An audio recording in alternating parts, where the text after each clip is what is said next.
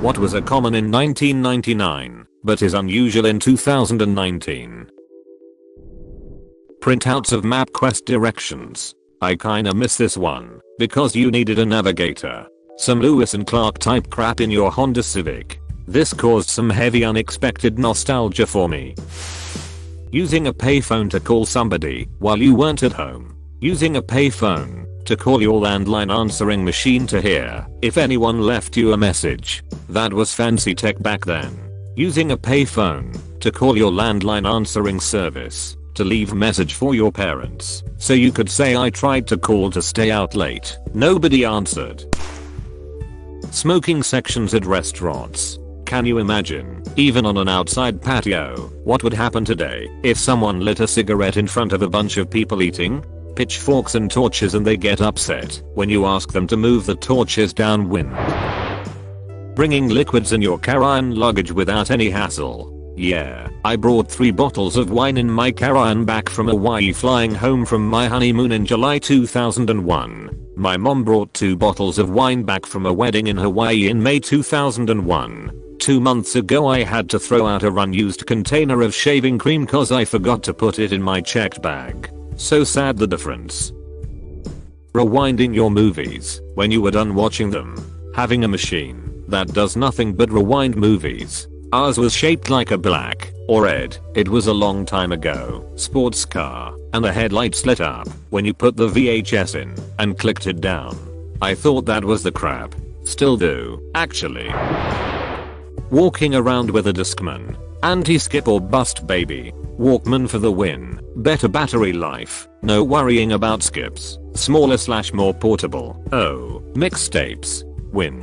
A. CD burning became popular at pretty much the same time as Discmans. Discman? So you could easily make your own mixtape. And you didn't have to rewind the tape. And you could skip to whatever song you wanted. And you could repeat songs. And you could put more songs on a disc. The last tape I ever made was Will Smith Jet and Jiggy with It, and Miami just repeated over and over again. I had the CD, but no Discman at the time, until the end of the tape.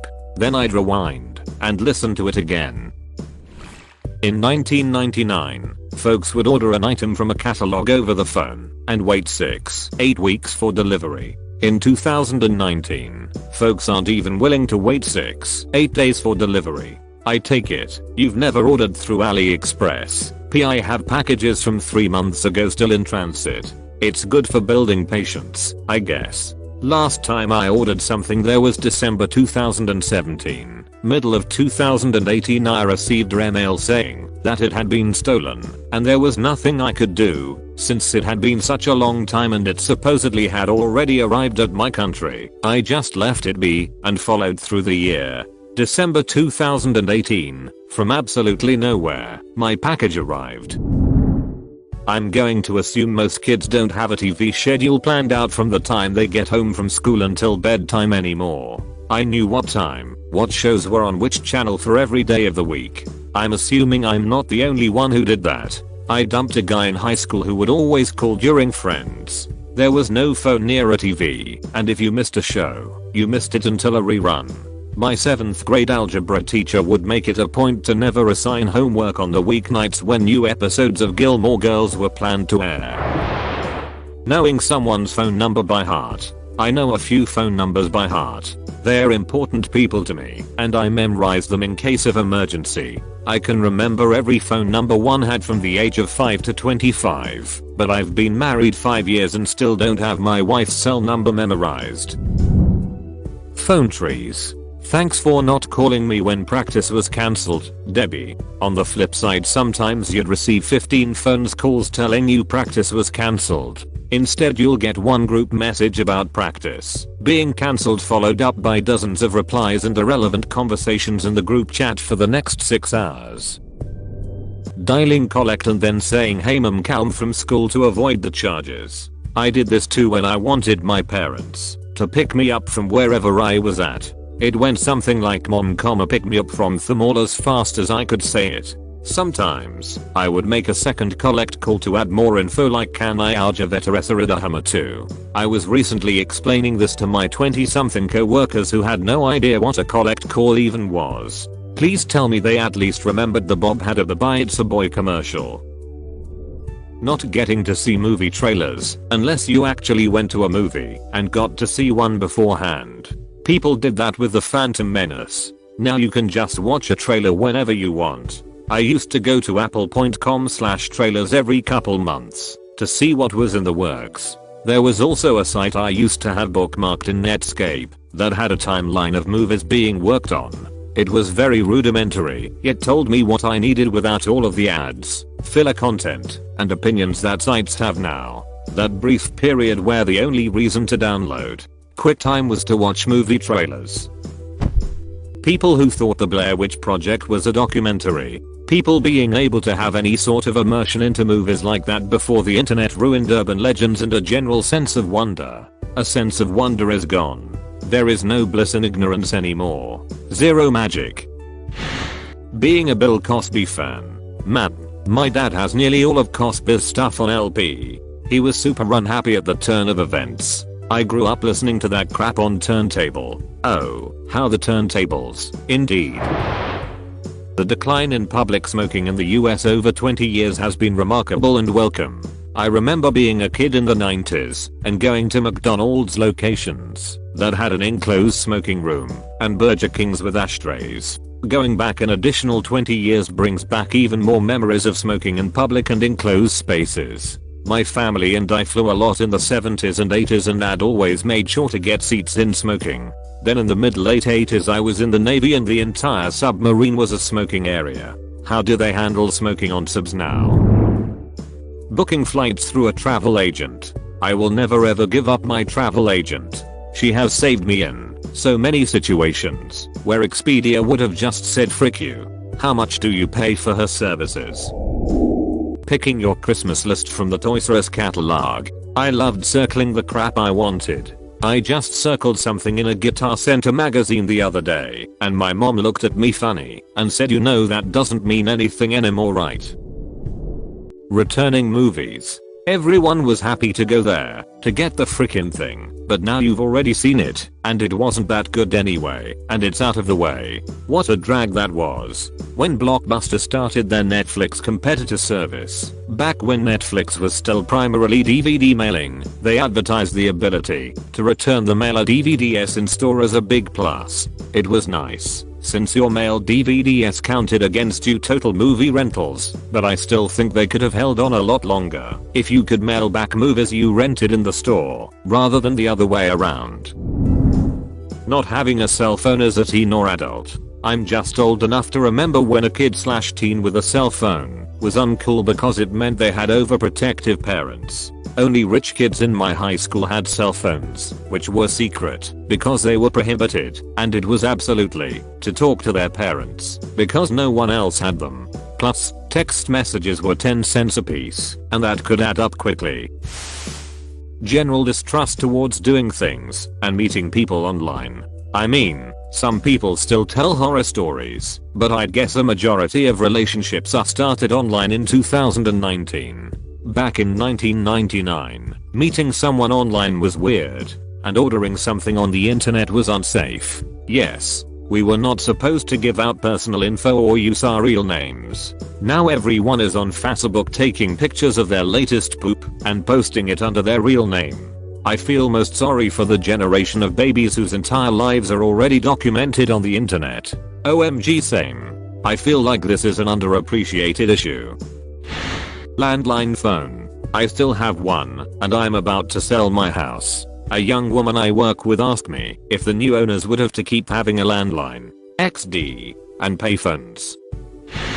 Kids leaving going out to play and only announcing they are going when they are already halfway out the door, and then the parent yelling okay, be back for dinner, with zero worries that their kid might be out on their own for hours and hours with no way to contact them at all. Kid down the street does that if he suspects that my nephew might be over visiting. That's kind of sweet. Cameras with film. Some idiots out there still go by antique stores to find old film cameras. Some idiots even have pretty big collections of cameras, lenses and all kinds of accessories. It's me, I'm idiots.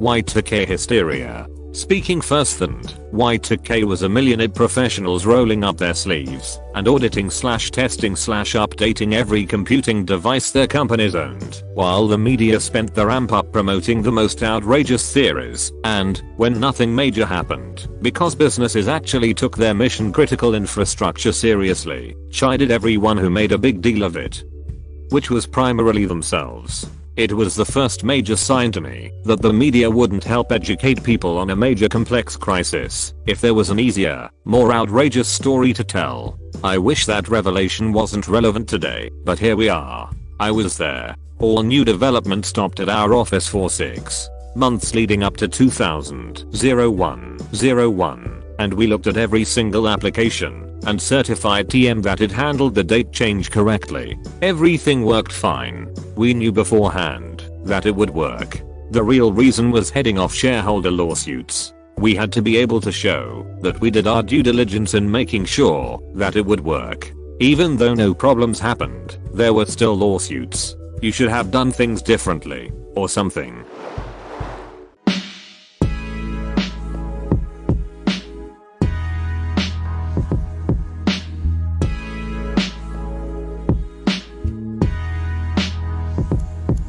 People watching the concert instead of filming the thing and taking selfies. In 80 years all of those memories and experiences will be gone, but many of the pictures and recordings will remain for future generations. Plus we need lots of data to train our inevitable robot overlords. No they won't. No one cares about Jim's and Karen's crappy cell phone recordings. Odds are even they never watch them. People remaining in the closet with their sexuality or other ideals / values. I'm happy that people feel free to be out of the closet with their sexuality, but I wish a lot of people would shove some of their ideas and opinions back in there. Don't be so open-minded your brain falls out. Dial-up internet, something roughly resembling coherent and sane political discourse. Ah yes, the good old days when the president gets impeached for lying to Congress about having an affair. God, we are so fricked. They realized that they are so powerful that people can't actually do anything to stop them. Rallies, protests, and riots used to cause change. Now the powerful just ride out the storm and distract with something else. Pantyhose. Stores had entire sections with multiple brands and sizes and colors. Women wore them with dresses and skirts. Now stores offer a few options and most women go bare-legged. I work at a bank. Pantyhose are a requirement if you wear skirts or dresses. No opaque tights or bare legs. No opaque tights under a dress or skirt. I get the issue with bare legs, but fail to see how tights under a dress / skirt would be unprofessional. Are you allowed to wear pants? Having to talk to that girl you like's parent before you talk to her on the phone. Actually owning the music / movies / games you pay for. Payphones. Arguments over basic facts, where no one had any way to verify who was right. What was that one move with? I guess we'll never know. Your fourth point is probably the biggest difference. Having the answer to nearly every question readily available in your pocket is the biggest change from then till now. Getting mad off at people for texting you. It was because some people had like 2,000 texts a month and others had to pay like $0.35 per text, depending on cellular plans. I remember my family was poor, but my mom was single and driving truck to support us, so we had cell phones, so she could still keep tabs on us. She had to meet with the girl's parents and make them pay the cell phone bill after the girl literally sent me like 400 texts in a month. That kinda put a damper on my relationship with the girl, too. I still remember wincing and calling her when she'd chain text me "Wad, I'm bored haha." All cold cost me $0.35, but instead cost $1.05. Haha, weird stuff to stress over in school.